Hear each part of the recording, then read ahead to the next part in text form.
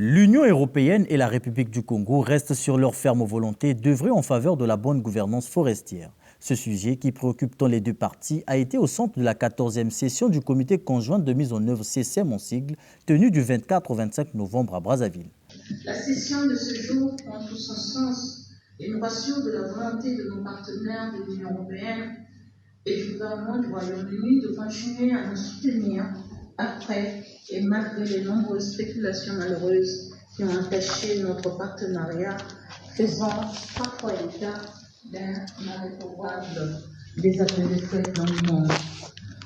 Comme il est de coutume, notre volonté commune est de maintenir l'organisation annuelle de 2 sessions du comité conjoint de mise en œuvre de la paix de paix en vue d'évaluer les progrès enregistrés depuis la session précédente et de formuler les recommandations visant à améliorer la mise en œuvre de notre partenariat.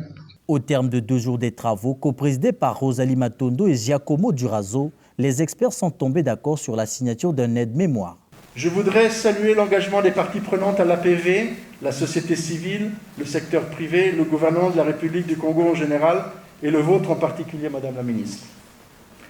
Nous avons entendu les inquiétudes et les questionnements des parties prenantes, les vôtres, Madame la Ministre, quant aux éventuels impacts que pourrait avoir la proposition de réglementation de l'Union européenne pour enrayer la déforestation importée.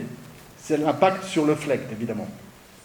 C'est pour cela que la directrice du Pacte vert et de l'agenda numérique, au sein de la Direction générale des partenariats internationaux de la Commission européenne, ma collègue, Madame Carla Montesi, est ici présente avec nous en ligne. À ce titre, je réitère le soutien indéfectible et le plein engagement de la partie européenne que je représente, et d'ailleurs le nouvel appui à la mise en œuvre des APV d'un montant global de 24 millions d'euros, délégué à l'Agence française de développement et bénéficiant à 8 pays, dont la République du Congo, en est une nouvelle démonstration.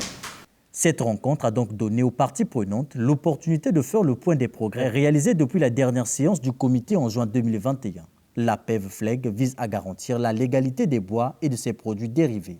L'objectif est de permettre aux autorités congolaises de délivrer des autorisations FLEG pour des bois exportés vers les marchés des pays de l'Union européenne.